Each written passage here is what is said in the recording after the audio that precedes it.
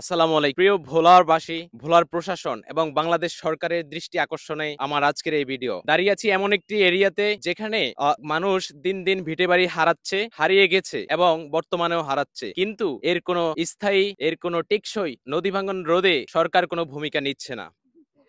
Sir আঙ্গ বাড়ি ঘর ব্যাগ ভাঙ্গি লই যা আঙ্গ হোলানের থানার থাকার কোনো স্থান নাই, জায়গা নাই, জমিন নাই, টাকা নাই, পয়সা নাই, আমাদের কতটা কিনি লম আঙ্গর নদী লই যায়। আমরা কই যাই থাকুক, আমরা কই যাই বলি দিছে না আঙ্গুল্লাই যদি একটু সহযোগিতা করেন, হাত ধরে বললো খালানের চেষ্টা করেন। এই বাচ্চা কাছে বাচ্চারা কোনো যাই থাকবো, আমরা এই হালস্তা আছি, রাতে দিনে কান্নার তালে রয়েছি। আল্লাহ তুই আঙ্গের কোটে নি রাখবা মাওলা, ও মাওলা রে। আঙ্গুর যা আপনার জন্য মানে যা করেন তা করেন, একটু দয়া করেন, আমরা নদীর মধ্যে বাসি হানি। ও আল্লাহ। এর জন্য আজকের আমাদের এই ভিডিওতে থাকবে এই দুঃখী মানুষ যারা ঘর বাড়ি, তাদের স্বপ্ন, তাদের ছেলে সন্তানের ঘর বাড়ি ভিটাবাটি সব নদী গর্ভে বিলীন হয়ে যাচ্ছে। তাদেরই কণ্ঠ আজকে সরকারের সম্মুখে পেশ করা হবে। সরকার আমাকে তো ঘর বাড়ি সব ভাঙ্গি লই যাইতে আছে, আঙ্গ থাকতে অনেক কষ্ট, আঙ্গ বাড়ি ঘর ব্যাগ লই যায় নদীতে।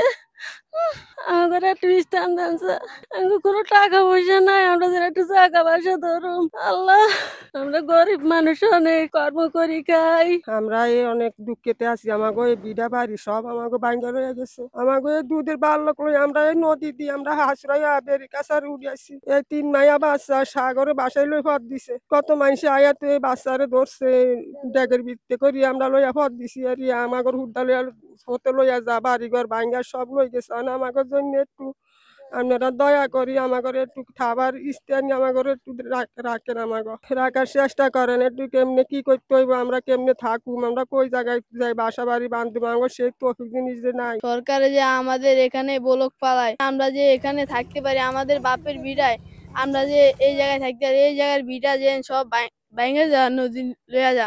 আপনারা যদি বললোক না হালান, কোনো বাস্তা আস্তে হালাইলে কোনো লাভ হইতো না, যে নদী ভাঙ্গা সুদা আইয়ে তো আপনারা যদি আঙ্গ উপকার যদি না করেন, আমরা নদী আঙ্গ আল্লাহ মারলো মারবার বাঁচলো বাঁচুন, কি কইছি বুঝছেন? আঙ্গ বললোক হালাইতে হইব, বললোক না হালাইলে এ বস্তা হালাইলে কোনো কাম হইতো না। বস্তা তো আপনাকে 2 দিন পরে জায়গায় যেমন অনুরোধ করে কই আপনারা যেমন আপনারা ইয়া হালাইন, বললোক হালাইন। যখন থাকতে পারি না, তখন আমাদের নদী ভাঙ্গা উড়ে দিতে আছে।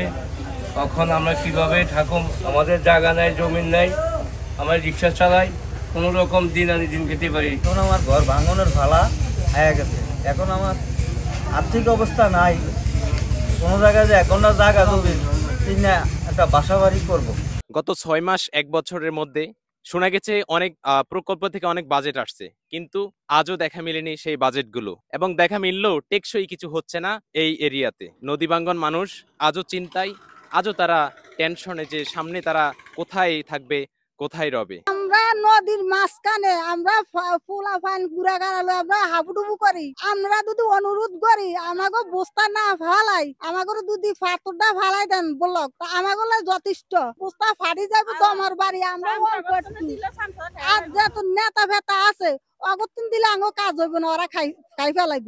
আমরা অনুরোধ করি আমাকে যদি দয়া লাগে, আমাকে গরিবের দিকে আমরা একটু চোখ তুলি স্যার। আঙ্গ ডালকুল নাই, আমাকে কিনি আমাদের কত দূরে জায়গা কিনি যে ভরি যাবো, আমার হে তো ঠিক নাই। আমাকে কেন আপনারা অনুরোধ করে আইসা দেখি আপনারা এই কাজটা আপনারা দ্রুত ভাগে একটু করেন। আঙ্গন ঘর ধরিয়া লাইছে, আমরা কই যাবো? আমাদের ঘর আগে ছিল ওই জায়গায়, ওই জায়গা থেকে এখন ওই জায়গায় নিছি, তাও ভেঙে যাচ্ছে। এখন আবার ওই জায়গা থেকে ওই জায়গায় নিছি, আমাদের থাকার মতো কোনো জায়গা নেই। কারণ সরকার যদি একটা অনুক্ষেপ নিত, যে ব্লক ফালানোর কোনো ব্যবস্থা করতো, তাহলে আমরা কিন্তু এখানে থাকতে পারতাম না। এই নদীর পারে থাই এমন কোন লোক নাই যে কোনো মিজামু বাচ্চা কাচ্চা লয়া, কর্মীতে একটা ফুলা নাই, কোনো একটা মানুষ নাই। একলা স্বামীর রথ দিয়া ফুলা মানে খাবামু না, জমিন কিনুম না, ঘর তুলে থাকুম, অনেক বিপদে আছি আমরা। আমাদের বাপ চাচার বিড়ায় থাকতে চাই, সরকার দয়া করে বলো পাঠাই। আমি মিস্ত্রি এবং আমি ক্ষুদ্র ব্যবসা করি। এই গাছ কাটা সমিল নদীতে বিলীন হয়ে যায়, তেঁতুলিয়া নদীতে কি বিলীন হয়ে যায়। তেঁতুলিয়া নদী এই গাছ কাটা বাজার থেকে আরো 2.5 কিলোমিটার পশ্চিমে ছিল এবং ভেঙতে ভেঙতে এবং আমার বাজারের কাছে এবং মিলি ব্যবসার কাছে একদম মিলের কাছে চলে আসে। হ্যাঁ, মিলও ভেঙে যেতে আছে। আমরা অসহায়, এখানে তো অসহায় ফ্যামিলি আছে। হ্যাঁ, আমরা সরকারের কাছে অনুরোধ যে জিও ব্যাগ গুলো ফালাইতে আছে, এই জিও ব্যাগ দীর্ঘস্থায়ী টিকসই না। ফালাইলে যদি ব্লক ফালাই তাহলে আমরা একটা দীর্ঘভাবে মানে স্থায়ীভাবে বসবাস করতে পারি। পরে বাংলাদেশ থেকে কাশিম মিয়ার বাজার পর্যন্ত পরে 10,000 উপরে জনগণ অসহায়। এদের যে জায়গা জমিগুলি ছিল সব নদীতে বিলীন করে লেগে গেছে। এখানের বিধ্বস্ত এই মানুষ নীরব দুর্যোগের কারণে ভোগান্তি পোহাচ্ছে। তাদের একটি আবেদন যে আমাদের যা হারিয়েছে তার জন্য আমরা আফসোস নাই, আমাদের এখন যা আছে এটা টেকসই একটা বাঁধ নির্মাণের মাধ্যমে আমাদেরকে নিশ্চয়তা দেন। এটাই তাদের সরকারের প্রতি আকুল আবেদন। পাথর ফালানো যায় সেই ব্যবস্থা করার জন্য আকুল আবেদন রইল।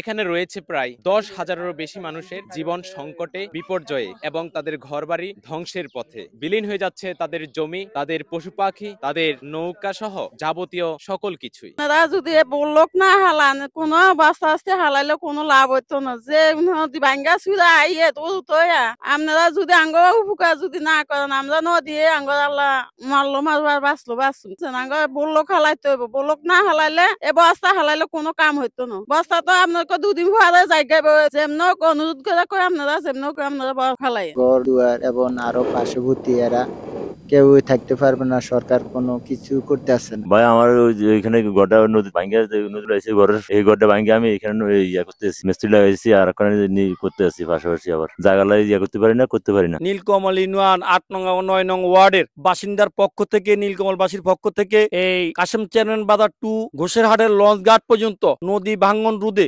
বিভিন্ন সময় ঊর্ধ্বতন কর্মকর্তা, পানি উন্নয়ন বোর্ড ধর্ণা দিয়েও আমাদের নদী ভাঙ্গন রোধ থেকে আমরা প্রতিরোধ করতে পারিনি এবং আমরা বারবার দায়ও ব্যর্থ হয়েছি। আমাদের অস্থায়ী কিছু বাঁধ নির্মাণের যদি প্রক্রিয়া থাকে তাতে আমাদের এই নীলকমল ইউনিয়ন এই নদীর গর্ভ থেকে বাঁচতে পারবে না। আমরা নীলকমল ইউনিয়নবাসীর পক্ষ থেকে আমি 9 নং ওয়ার্ডের মেম্বার হিসাবে এই নীলকমলবাসীকে বাঁচানোর জন্য, এই নীলকমলবাসীর প্রাণের দাবি তাদের বসবাস বাড়ির জন্য নদীর গর্ভে না যায় সেজন্য অতি দ্রুত চরপেশন উপজেলা মাননীয় নির্বাহী কর্মকর্তার মাধ্যমে আমরা বাংলাদেশের সরকার বরাবর আমাদের আকুল আবেদন এই ভাঙ্গন রোধের জন্য অতি দ্রুত প্রক্রিয়া না করলে আমাদের নীলকমল ইউনিয়ন নদীর গর্ভে অতি সহসায় চলে যাবে। আমরা এই এলাকাবাসীর পক্ষ থেকে আমাদের উদাত্ত আহ্বান প্রতিক্রিয়াটা পাই, আমরা এই আশাবাদ ব্যক্ত করি। আমাদের এই বাংলা বাজারের পাশেই তেতুলিয়া নদী এখন ভাঙতে এখন বাজারে খুব কাছাকাছি চলে আসছে। এখন বর্তমানে সরকার প্রধান যদি আমাদের এই বাংলা বাজারের এবং নীলকমল ইউনিয়নের আশপাশ এবং কি কাশেম চেয়ারম্যানের বাজার থেকে শুরু করে আমাদের খাসেরহাট লঞ্চঘাট পর্যন্ত যদি কোনো কাজ যদি না করা হয় তাহলে এই বর্ষার ভিতরেই খুব সম্ভবত এই বেড়ি থাকবে না। এই বেড়ির আশেপাশে লক্ষ লক্ষ মানুষ, মা ও বোন যাদের কোনো জায়গা জমি নাই তারা বাড়ির পাশে বসবাস করে। এখন এই বেড়ি যদি ভাঙ্গা যায় তাহলে এই মানুষ লক্ষ লক্ষ মানুষ থাকার মতো কোনো জায়গা নাই। তাহলে আমার দাবি হইলো, আমি বাংলা বাজার নীলকমল ইউনিয়নের বাংলা বাজারের ব্যবসায়িক পক্ষ থেকে আমার দাবি হইলো যে বর্তমান সরকার প্রধান এবং আমাদের চরপেশন উপজেলার যারা প্রধান আছে তারা যদি আমাদের এই নীলকমল ইউনিয়নের দিকে একটু না তাকায় তাহলে খুব শিগগিরই, আল্লাহ না করুক, খুব শিগগিরই হলে এই বাজারটা ভেঙে যাবে। আমার দাবি হলো এবং নীলকমল ইউনিয়নবাসীর পক্ষ থেকে দাবি হলো খুব দ্রুত যেন আমাদের এই নদী ভাঙ্গন থেকে আল্লাহ পাক আমাদেরকে রক্ষা করে। যদি নদী ভাঙ্গন রোধের স্থায়ী বাঁধের কোনো প্রকল্প কাজ না করা হয় তাহলে আমরা অতি দ্রুত বেড়িবাঁধের যে সমস্ত জনগণ এবং বেড়িবাঁধের যে যাই কিছু আছে সকল কিছু উচিত হয়ে যাবে। আমাদের যে আকারে নদী ভাঙ্গন হইতেছে যদি অতি শীঘ্রই দুদিন ব্লক প্রতিক্রিয়া না নেয় তাহলে আমাদের বাজার থাকার সম্ভাবনা নাই। ভোলা জেলায় চরপেশন উপজেলায় নীলকমল ইউনিয়নের 9 নং ওয়ার্ড বাংলা বাজার থেকে কাশিম মিয়ার বাজার পর্যন্ত যেভাবে নদী ভাঙ্গন শুরু হয়েছে, এই নদী ভাঙ্গার কারণে বিদ্যালয়ের ছাত্রছাত্রী দিন দিন ঝরে যাচ্ছে। নদী ভাঙ্গার কারণে মানুষের ঘর বাড়ি ভেঙে যাচ্ছে, তখন তারা বিভিন্ন জায়গায় আশ্রয় নিচ্ছে।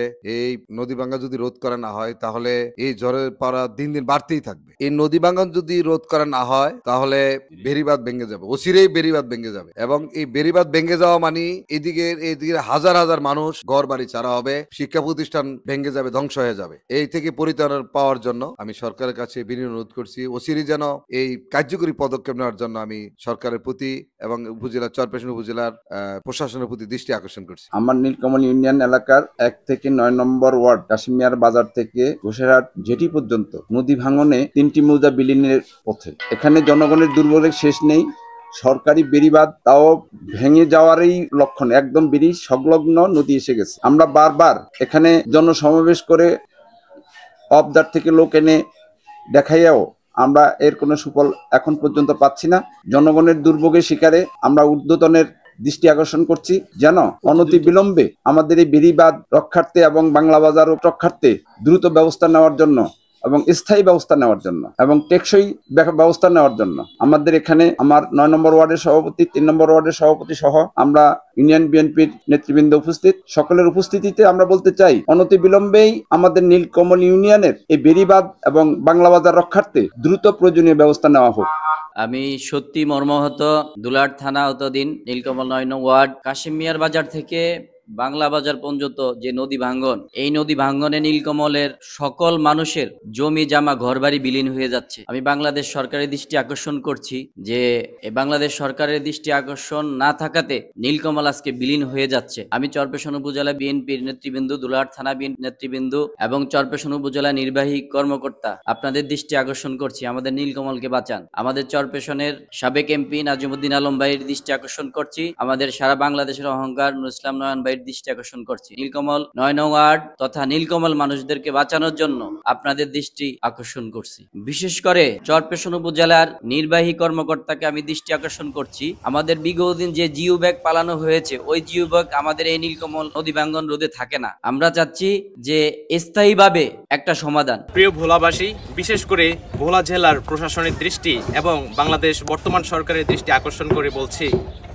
এই অসহায় এই বিধ্বস্ত নদী ভাঙ্গন এলাকা থেকে এদের কণ্ঠই সরকার পর্যন্ত যাতে পৌঁছায় এই দাবি নিয়ে আপনাদের কাছে হাজির হয়েছি এবং ভোলা জেলার বিশেষ করে চরপেশনে পরিচিত রাজনৈতিক অরাজনৈতিক সকল ব্যক্তিবর্গের দৃষ্টি আকর্ষণ করছি। আপনারাও এটি নিয়ে একটু চিন্তা করুন, এদেরকে সাহায্য করুন। এই দাবি যাতে যথাযথভাবে যথেষ্ট ভালো জায়গায় যেখানে গেলে আসলে এর উপকারিতা পাবো ওই পর্যন্ত পৌঁছায়, সেজন্য আমাদেরকে সাহায্য করুন শেয়ার করার মাধ্যমে। ধন্যবাদ।